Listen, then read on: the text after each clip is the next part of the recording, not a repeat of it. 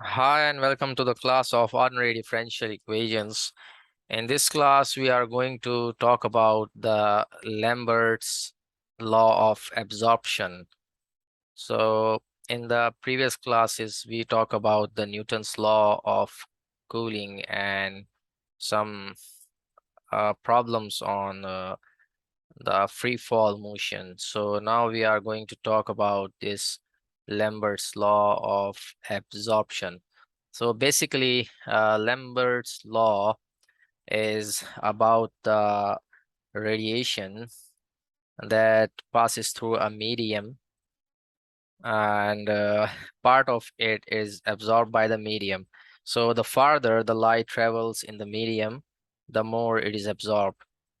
So now if we denote the radiant energy of the light beam by E, for instance, this is the radiant energy of the light beam. So it's radiant energy. Okay. And now we can obtain a differential equation that describes the weakening of light with some distance s. So it's traveling, the beam of light is traveling to some distance we call it s. So we can model a differential equation for this. So when light or any other radiation passes through our homogeneous medium, it is observed that a constant fraction of the radiation is absorbed per unit length. So we can write that the change in this radiant energy with respect to the distance is equals to negative alpha times t, where this negative alpha is the constant of proportionality, because this dE, that is change in radiant energy or displacement, is directly proportional to this radiant energy. And this negative alpha shows that it's with the negative sign, so it shows that the light is being absorbed by the medium. So if we want to solve this problem, we already know that this problem is very much compatible to the population growth model, and this is a separable equation. Therefore, we can easily solve this equation. We'll bring this E down to the left side, and we will move this S onto the right side. So it's natural log of E, that is the radiant energy, equals, and sorry, we are integrating, so it's negative alpha S plus some constant C. And if we want to get rid of this ln here, we will raise to the power exponential.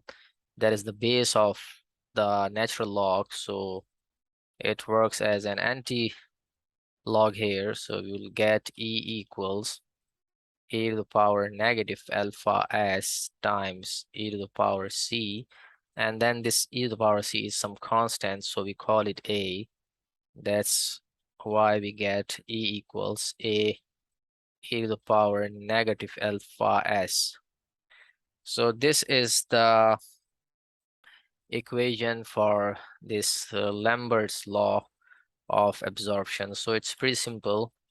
We can solve problems if this alpha is given.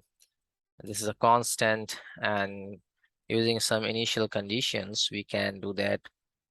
So we can say that E at 0 equals E naught, for instance. So this is the initial condition. And at S equals to 0. So this is the initial condition. If you apply the initial condition, we will get E naught equals e to the power 0. This implies that a equals E naught. Therefore, the initial radiant energy we have, it's E naught, so we can write E equals to E naught times negative alpha S. So this is the equation for the law of absorption. So we can find the radiant energy at any distance s if the coefficient alpha and this s is given. So that's the problem for today. And the next class, we will come up with another example. We'll talk about population growth models and instantaneous compounding interest. So that's all for the time being. Thanks for watching the lesson.